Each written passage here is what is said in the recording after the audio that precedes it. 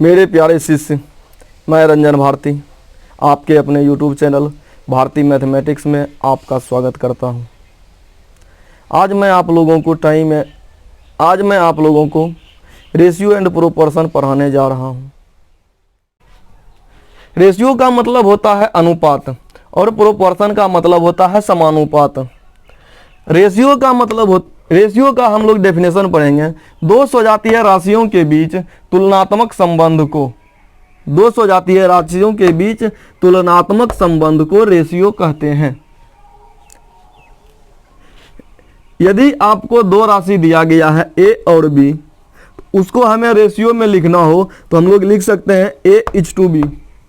ठीक है, A:B लिखेंगे। इस चीज को हम लोग क्या पढ़ेंगे? रीड एज A:B पढ़ेंगे। A:B पढ़ेंगे। अब हम लोग आते हैं प्रोपोर्शन की तरफ। तो प्रोपोर्शन का मतलब होता है समानुपात। चार सजातीय राशि A, B, C एवं D में A का जो संबंध B के साथ है, B के साथ है, वही संबंध C का D के साथ हो तो आपस में समानुपात कहलाते हैं। यदि आपको चार सजातीय राशि दिया गया है A, B, C और D, तो अब हम लोग उसको लिख सकते हैं A:B। इसको हम लोग पढ़ेंगे एज A:B एज C:D। तो वही हमने लैंग्वेज में लिख दिया है। आप लोग इसे स्क्रीनशॉट ले लें। टाइप 1 क्वेश्चन नंबर 1 हम लोग आते हैं।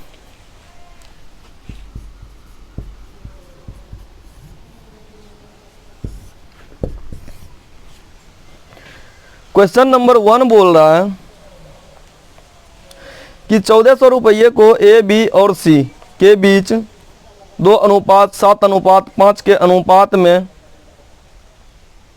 बांटा गया तो B का हिस्सा क्या होगा? आइए अब हम लोग जो है देखते हैं A:B:C। A:2B:C हमारे पास दिया गया है कितना? 2:7:5 दिया गया है। तो अनुपात में कितना योग हो रहा है? अनुपात में हो रहा है 5, 7, 2, 9, 9, 5 हो रहा है 14। अनुपात 14 हो रहा है। कुल धन का समेशन जो होगा अनुपात 14 के बराबर होगा, क्योंकि ये जो बांट रहा है सबों को बांटने के बाद सबों का योग कितना हो जाएगा? 1400 रुपया होगा। तो 1400 रुपया होगा तो इसी रेशियो के अनुसार डिवाइड करेगा। इस प्रकार से अनुपात 14 सबों का समेशन कितना हो जाएगा? अनुपात 14 बराबर हो जाएगा कितना के? 1400 के। तो अनुपात 1 का वैल्यू कितना हो जाएगा? अनुपात 1 का वैल्यू जो है 100 हो जाएगा। तो अनुपात 1 का वैल्यू 100।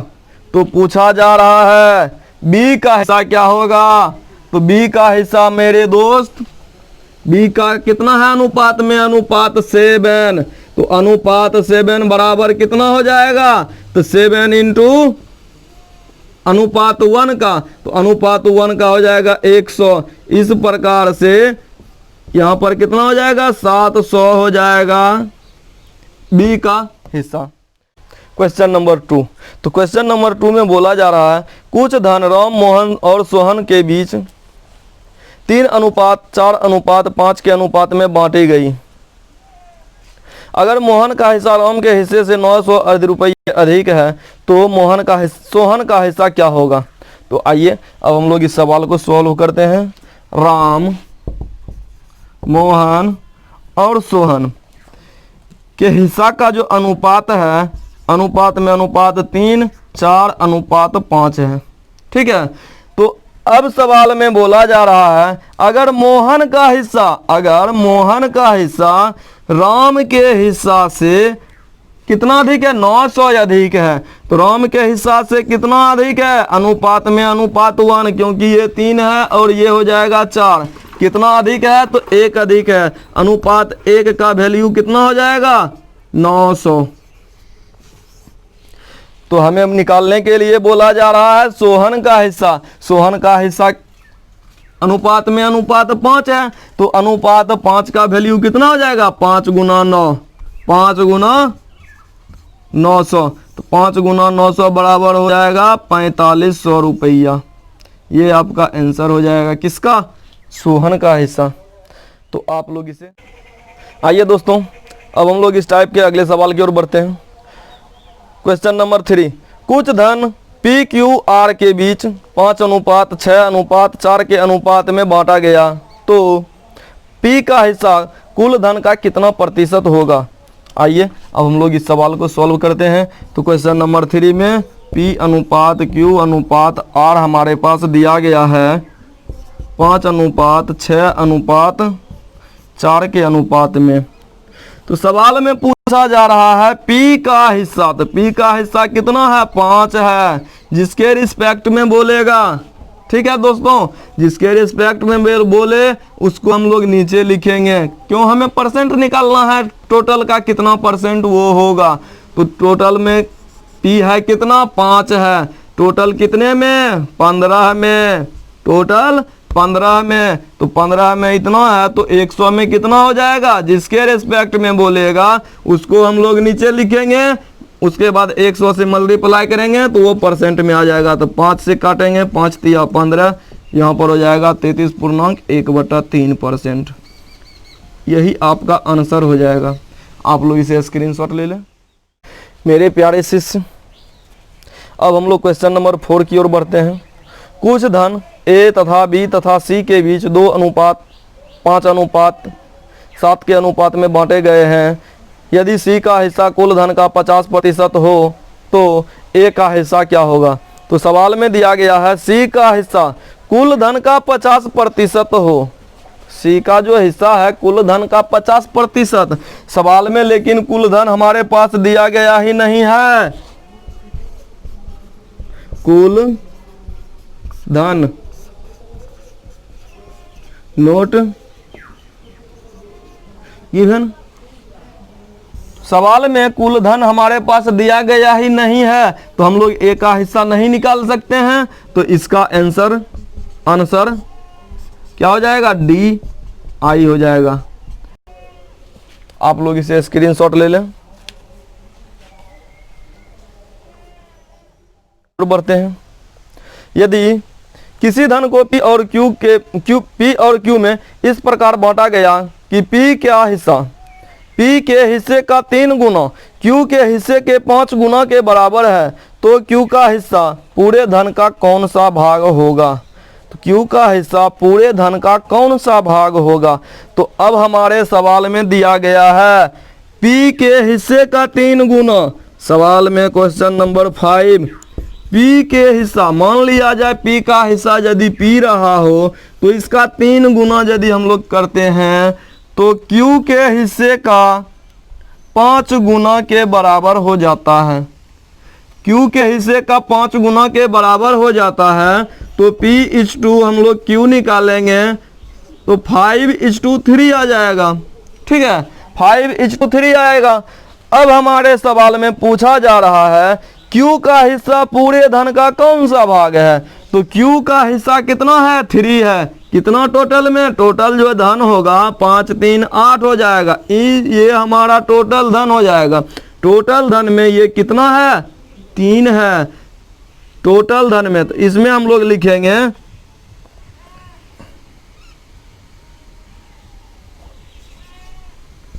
Q का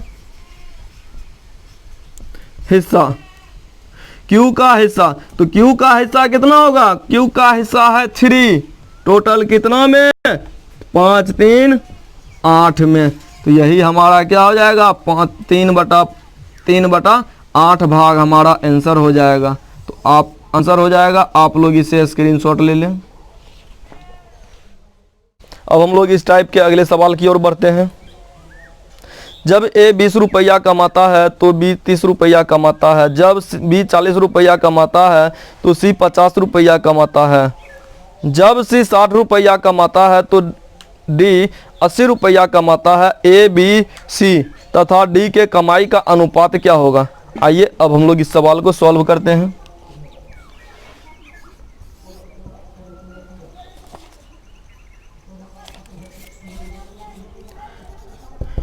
ए अनुपात बी। ए यदि 20 रुपया कमाता है तो बी कितना कमा रहा है? 30 रुपया कमा रहा है। बी अनुपात सी। बी यदि 40 कमा रहा है तो सी 50 कमा रहा है। सी अनुपात डी। सी यदि 60 कमा रहा है तो डी कितना कमा रहा है? 80 कमा रहा है। इस प्रकार हम लोग इस रेशियो में 0 0 कैंसिल हो जाएगा, इसमें 0 0 कैंसिल, इसमें भी 0 0 कैंसिल हो जाएगा। ठीक है, अब हम लोग इसमें ध्यान देंगे लास्ट वाले रेशियो पर। लास्ट से दोनों रेशियो में हम लोग इस साइड से ध्यान देंगे कि कौन सा कॉमन आ रहा है। जो हमारे पास कॉमन आ रहा है उसी के दोनों के न्यूमेरल्स को हम लोग क्या करेंगे? न्यूमेरल्स को इक्वल करेंगे। तो यहाँ पर हो जाएगा कितना? इक्वल करने के लिए दोनों का जो एलसीएम होगा वो हम लोग निकालेंगे। एलसीएम दोनों का 30, तो इसको हमें 30 पुराना है। 30 पुराने के लिए इसमें कितना से मल्टीप्लाई करना पड़ेगा? 6 से मल्टीप्लाई करना पड़ेगा। 6 से यदि हम लोग मल्टीप्लाई करते हैं तो ये हो जाएगा 30, 6 to 24 हो जाएगा। उसके बाद इसमें हम लोग 5 से मल्टीप्लाई करते हैं तो ये हो जाएगा 30 और ये हो जाएगा 40।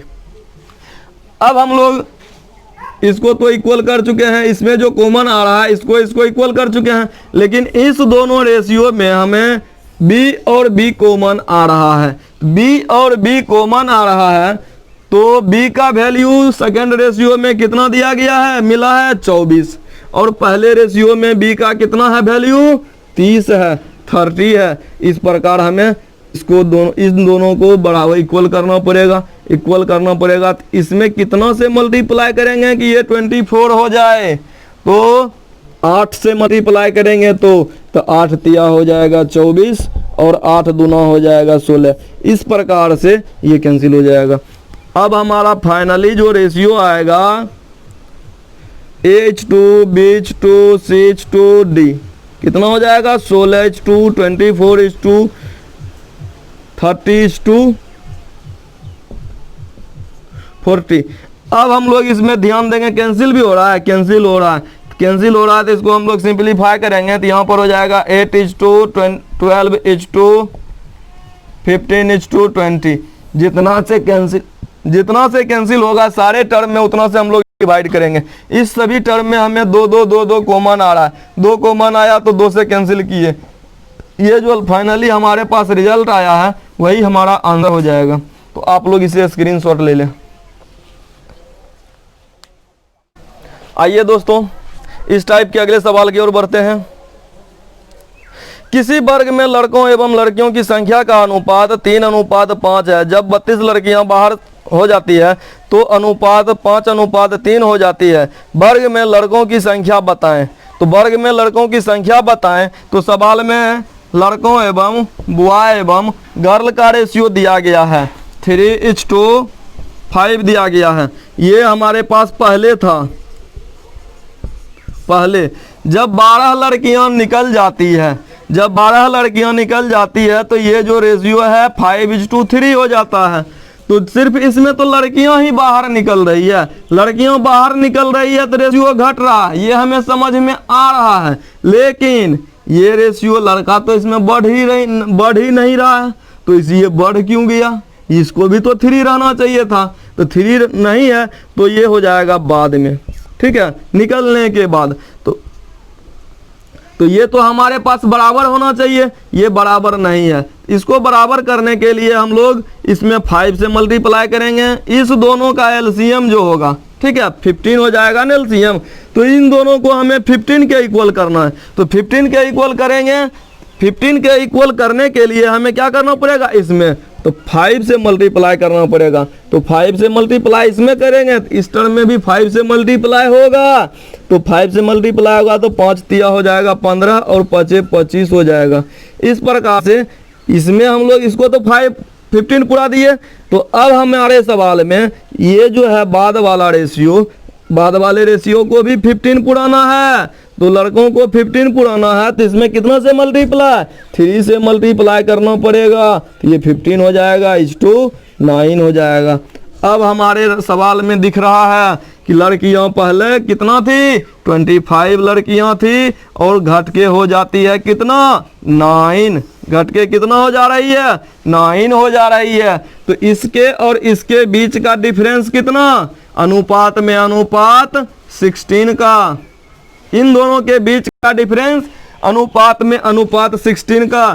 तो संख्या में कितना घट रही है लड़कियां, तो 32 घट रही है। तो अनुपात 1 का वैल्यू, अनुपात 1 का वैल्यू कितना होगा, 2 हो जाएगा। अनुपात 1 का वैल्यू 2। तो हमारे सवाल में पूछा जा रहा है तो लड़कों की संख्या, तो लड़कों की संख्या बराबर अनुपात 15, अनुपात 15। तो 15 अनुपात का हम लोग वैल्यू निकालेंगे तो कितना हो जाएगा, 15 × 2 = हो जाएगा 30। आप लोग इस 30, यही आपका आंसर हो जाएगा। तो आप लोग इसे स्क्रीनशॉट ले लें। मेरे प्यारे दोस्त, आज के लिए बस इतना ही। यदि हमारा वीडियो आप लोगों को अच्छा लगे तो वीडियो को लाइक करें।